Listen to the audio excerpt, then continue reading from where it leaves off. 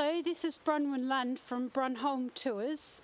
I'm just on the island of Bornholm. I'm standing in the middle of the island in a forest called Almindingen, and behind me is the castle ruins of Gamleborg.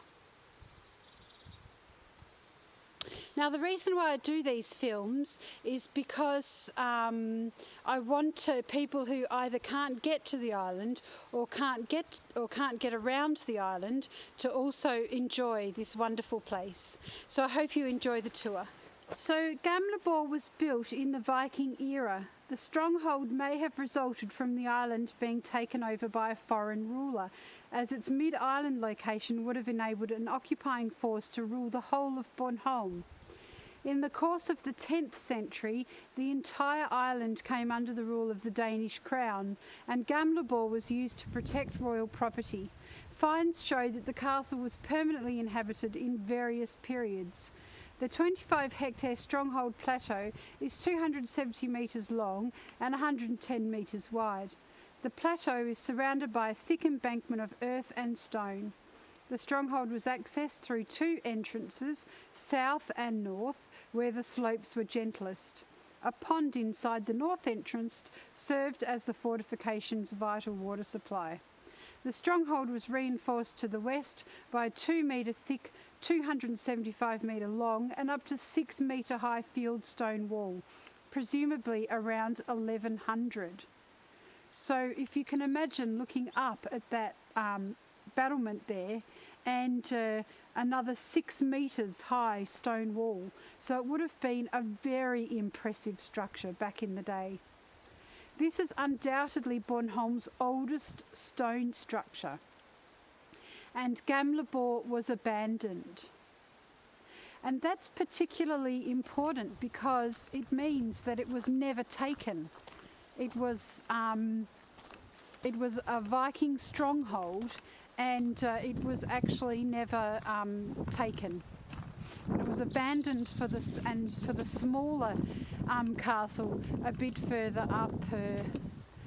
up the forest. And actually, I've done a couple of walks from here to Lilleborg Castle Ruin, and from Lilleborg Castle Ruin back this way. So have a look out for those walks on my channel. So here we have three paths.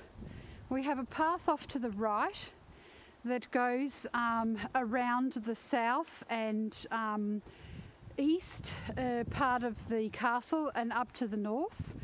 And then we have the path to the left that goes up on the battlements and along the west side of the castle ruin and up to the north. And these paths meet each other at the other side of the castle. There's also a path through the middle, which is faster, but it's actually not terribly interesting. I have done a walk along that path in the Gamleborg misty day walk. I did a walk where it was incredibly misty one of the days. So have a look out for that walk if you want to go along the middle of the castle. I'm just going to do something slightly different today. We're going to go to the right, because in the other walk I went to the left. And so now you get to see the castle from the opposite direction. The other thing was that because it was a misty walk last time, we weren't actually able to see anything because there was just mist on the other side of these trees. But today it's a wonderfully clear day, so we can actually see right out over the valley, the Echo Valley it's called, or the Dale, Echo Dale, right out across to along and across the south side of the island.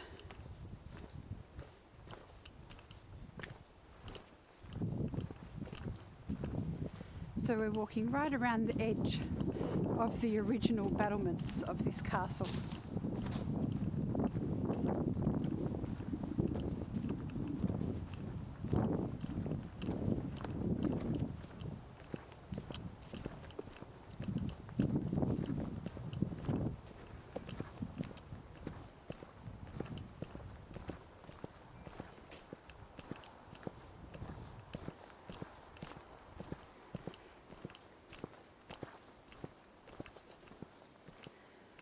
And here we actually have a really good vantage point. We can see right out, just blocking the sun, out over to the lovely farm down there. Imagine having your farm here, wouldn't that be lovely? Beautiful sunny day.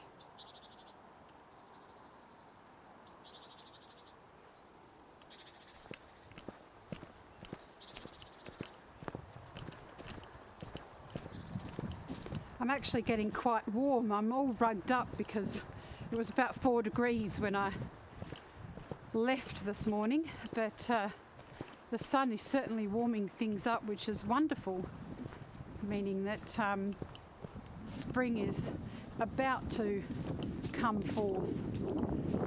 And I just like filming at this time of year because you can actually see through the trees. You can't see the landscape as well in the summer because it's all covered up by the leaves, which is also very nice. It's like walking in a tunnel with all the leaves in the summer. So it just gives a completely different perspective of the land. So you can see how high up we are. Off to the right, we'll be walking down that path towards the end of the walk, so you can really get a feel for just how high this plateau is, and what a great strategic position it has in terms of height, when you know, it was a time when height was advantageous. So you could get a good aim down on your enemies and pour a little bit of boiling oil on them before the advent of the trebuchet and catapults.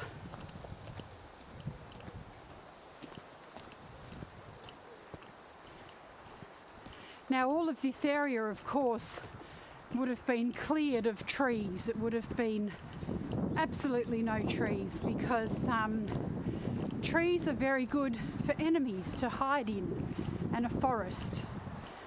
So there wouldn't have been all of these trees here back in the day. So you would have had a clear view right out across, and you would have been able to see your enemies coming from a long way away.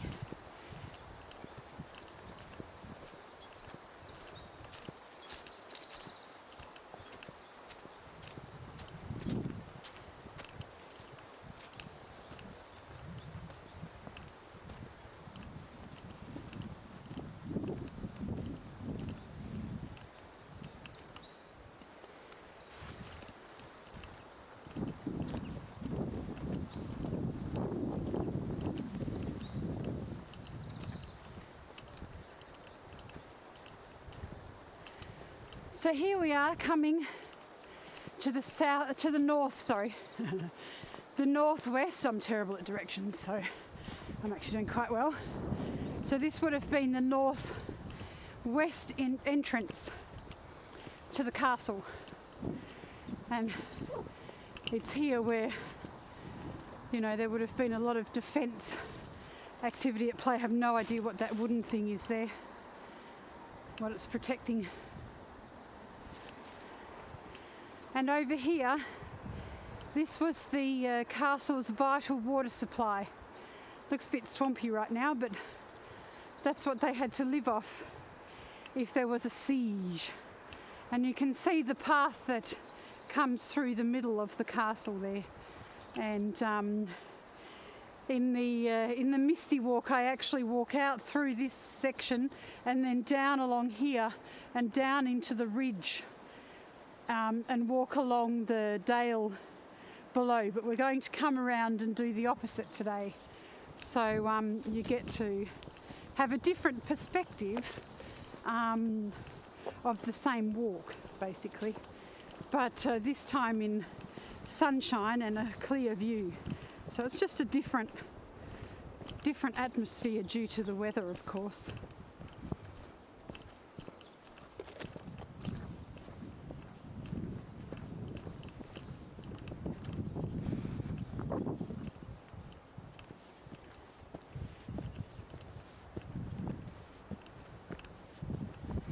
So now we are going to head back south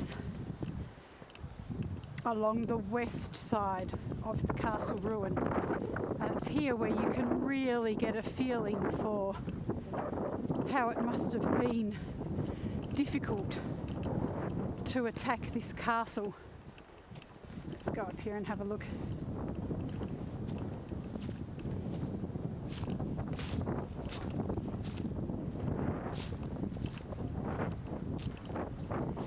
So here you really have the beginning of a natural moat that would have protected the castle from invasion.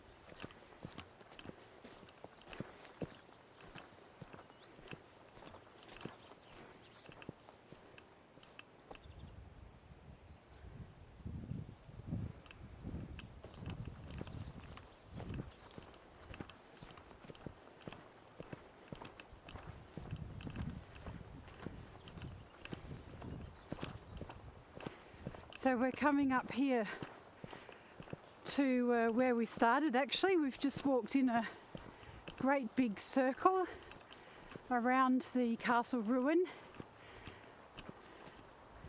and I believe that building over there is an old hunting lodge. Of course, these forests have been used by humans. They've been working forests for thousands of years, used for hunting and wood gathering and all sorts of different human endeavours. So you can imagine across the plateau here there would have been wooden buildings, a blacksmith, stables. Would have been a really active castle back in the day. Everybody going about their business. So we're going to walk out through the southwest. Oh, there go my directions again. Through the southwest gate here, the southwest main entrance. If you have a look at these stones, they're just so enormous, and think about human endeavour and how people have just literally moved mountains to build this castle. It's not, they are not lightweight, those stones, I can tell you. We have granite paving in our house, and I did a very poor job of it myself, and boy, they were heavy to lift. We had to get 4 of our male friends to lift one piece of granite, and they weren't anywhere near the size of those. So we're back where we started, and I'm just going to go down into the valley and walk around the base of the castle, so you can just get a feeling for just how impregnable and how impressive it must have been in the day, because not only was it up on that plateau, but there was also 6 metre high stone walls on top of that. So you certainly would have been able to see it from a distance.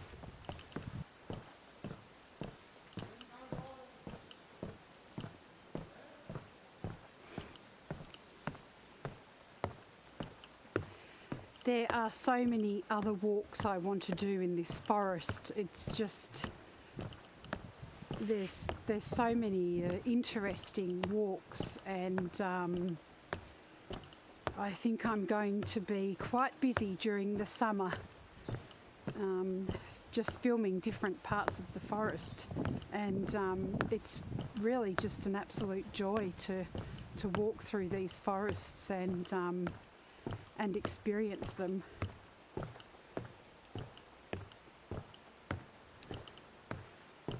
We're going to turn left at the bottom of the stairs, but off to the right the path goes into the Echo Valley. It's called Echodalen in Danish, and it's called that because there's actually a rock face that you can shout at, and it provides an echo. And I actually have done a walk there, so have a look out for that walk where I explain the difference between how Danes shout for an echo and how Australians shout for an echo. It's quite different. But today we're going to walk around the base of the castle, so you can see it up to the left there, the battlements, and then just have to imagine that 6 metre high wall on top of it. I mean, it just must have been massive. And actually right now we're walking along the side of a farm. So this was the farm that we saw when we were up on top of the castle. And then as we round the base of the castle, we come back into, the park part of the forest.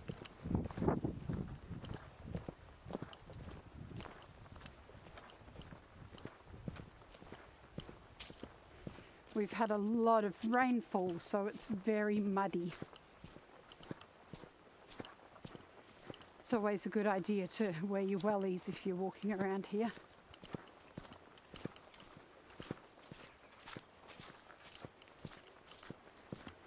So imagine trying to scrabble up those rocks and attack the castle.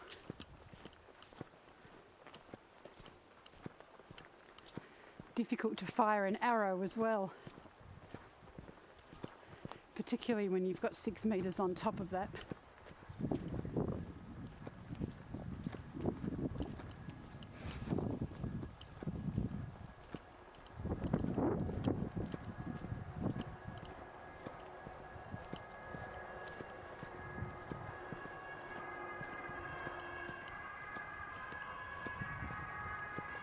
Ooh. A police car with its sirens going. I don't see that very often on Bornholm.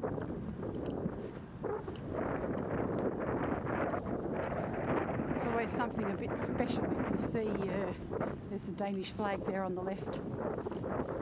If you see an ambulance or a police car speeding along on the island, it's usually pretty quiet here.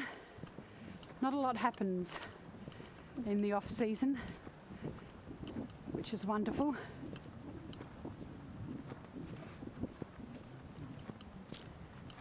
So here we are coming up to the park part of the tour, which is the park was actually established by a forester called Hans Römer in the early 1800s. Before that time it was actually farming and grazing land, but he felt that an area of the forest needed to be protected. So now we're walking in that part of the forest. But we still have the castle plateau on our left here. And as you can see, it's really a fantastic strategic point.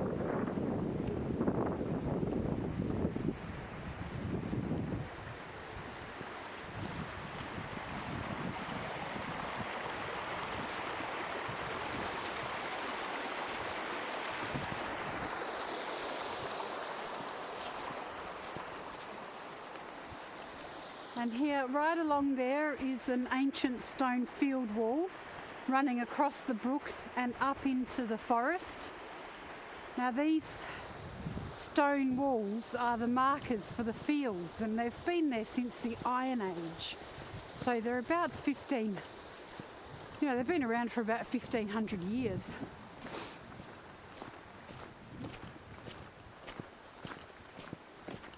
The land, of course, was divvied up by the lords of the time, so their serfs could work the land.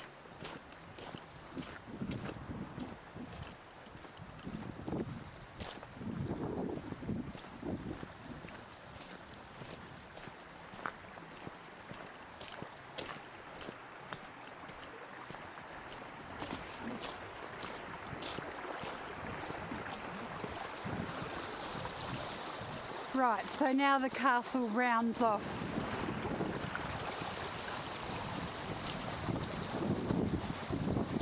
And goes around to the north east gate.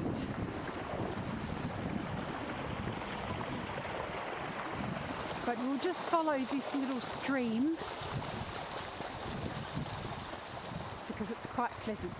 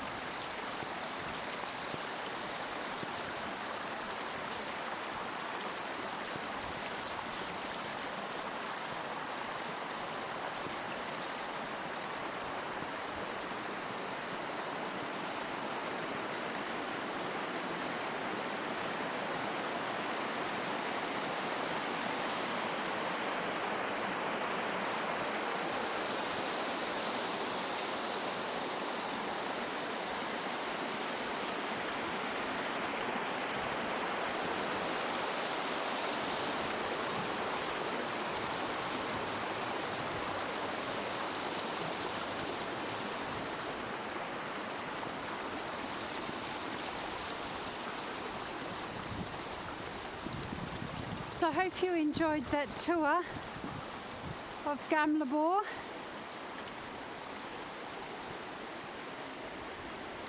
This is Bronwynlund from BronHolm Tours, signing off. Bye for now.